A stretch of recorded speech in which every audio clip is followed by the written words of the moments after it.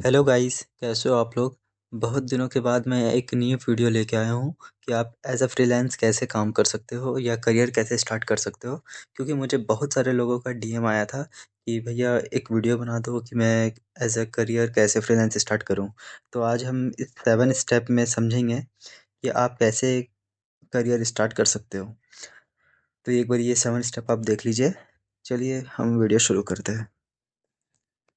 सबसे पहला स्टेप आता है पिक योर स्किल।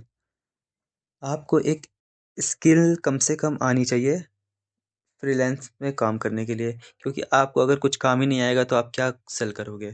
तो आपको कम से कम कुछ तो आना चाहिए, तो उसके लिए आपको एक स्किल चूज़ करना पड़ेगा और उस पे थोड़ा खुद पे काम करना पड़ेगा उस स्किल के ऊपर।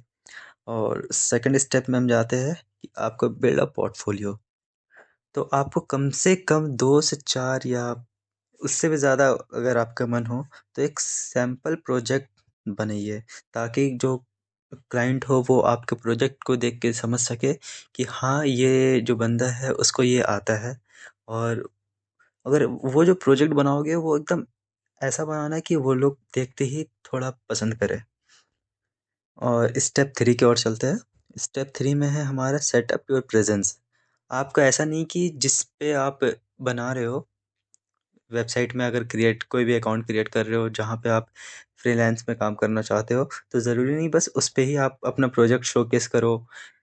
आपको सबसे पहले आपको खुद का एक वेबसाइट बना लो या कोई पोर्टफोलियो बना लो जिस पे आप उस प्रोजेक्ट को शोकेस कर सको। लिंक्डइन पे पोस्ट करो ताकि लोगों के पास पहुँचे।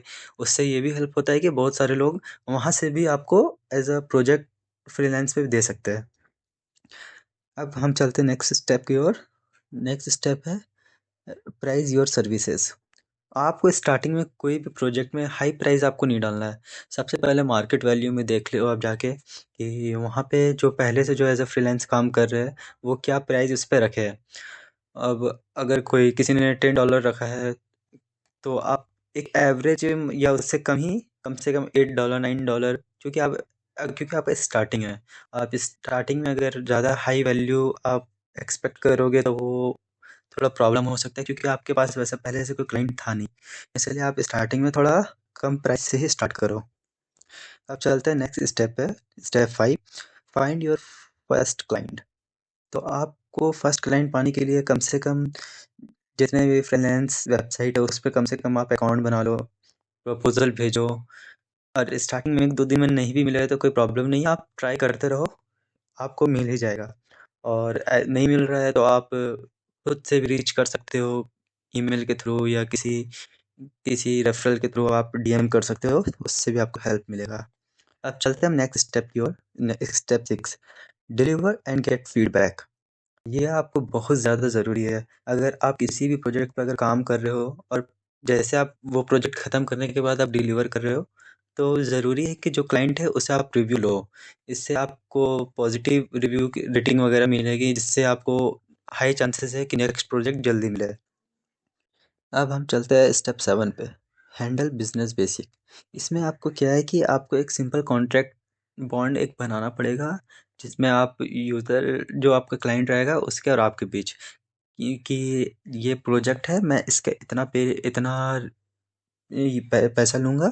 और उसमें एकदम क्लियर मेंशन होना चाहिए, कोई ज़्यादा ओवरवर्क नहीं होना चाहिए। और जो भी आपका पेमेंट वगैरह हो या कितना दिनों का प्रोजेक्ट हो वो उसमें क्लियर मेंशन होना चाहिए।